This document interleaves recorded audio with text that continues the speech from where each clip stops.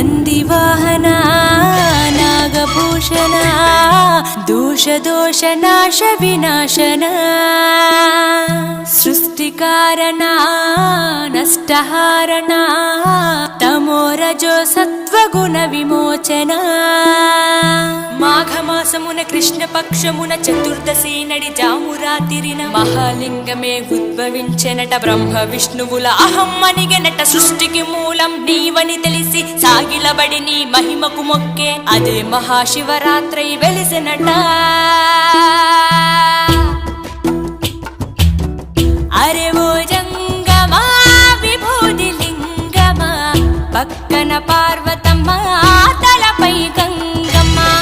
అరే ఓ జంగ